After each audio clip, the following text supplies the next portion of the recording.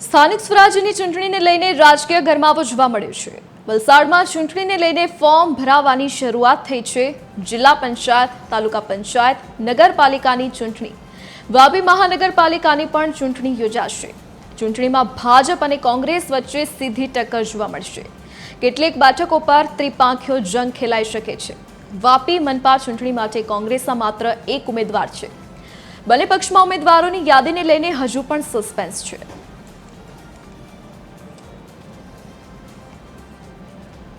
વધુ વિગતો સાથે સંવાદદાતા રીતેશ પટેલ આપણી સાથે વલસાડથી લાઈવ જોડાઈ ગયા છે। જે રીતેશ, સ્થાનિક સ્વરાજ્યની ચૂંટણીને પગલે કેવો માહોલ જોવા મળી રહ્યો છે? કોંગ્રેસ અને ભાજપની કેવી તૈયારીઓ, કયા કયા ઉમેદવારોના નામ જાહેર કરાયા છે?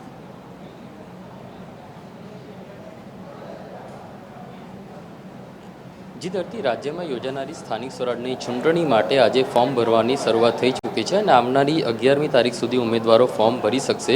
ઉલ્લેખનીય છે કે વલસાડ જિલ્લામાં જિલ્લા પંચાયત, 6 તાલુકા પંચાયતો અને ઉમરગામ નગરપાલિકાની સાથે વાપી મહાનગરપાલિકાની પણ ચૂંટણી યોજાશે। ત્યારે આજે વલસાડ જિલ્લામાં પણ સ્થાનિક સ્વરાજની ચૂંટણી માટે ફોર્મ ભરવાનો આરંભ થઈ ચૂક્યો છે। ખાસ કરીને આ ચૂંટણીની વાત કરીએ તો આ ચૂંટણીમાં ભાજપ અને કોંગ્રેસ વચ્ચે સીધી ટક્કર છે। જો કે બંને પક્ષોમાં હજુ પણ ઉમેદવારોના નામોની યાદીને લઈને ક્યાંક ને ક્યાંક ગૂંચવણ જોવા મળી રહી છે અને હજુ સુધી કોઈ પણ ઉમેદવારોના નામની જાહેરાત નથી કરવામાં આવી। તેવામાં માત્ર કોંગ્રેસ દ્વારા એક ઉમેદવારના નામની જાહેરાત કરવામાં આવી છે। ત્યારે ઉમેદવારોની યાદીને લઈને ક્યાંક ને ક્યાંક સસ્પેન્સ છે। બીજી તરફ વાત કરીએ તો ઉમેદવારોના નામોની હજુ સુધી જાહેરાત નથી કરવામાં આવી। તેવામાં બંને પક્ષો દ્વારા ટિકિટ માટે દાવેદારો લોબિંગ કરી રહ્યા હોય તેવી ચર્ચાએ પણ જોર પકડ્યું છે। મહત્વપૂર્ણ છે કે ગઈ ચૂંટણીમાં જિલ્લાની તમામ સ્થાનિક સ્વરાજની સંસ્થાઓમાં ભાજપનું શાસન હતું। જો કે આ વખતે ભાજપના ગઢમાં ગાબડું પડવા માટે પણ કોંગ્રેસ દ્વારા તમામ તૈયારીઓ કરી લેવામાં આવી છે। સાથે જ કેટલીક જગ્યાએ ત્રિપાંખીયો જંગ પણ ખેલાઈ શકે છે।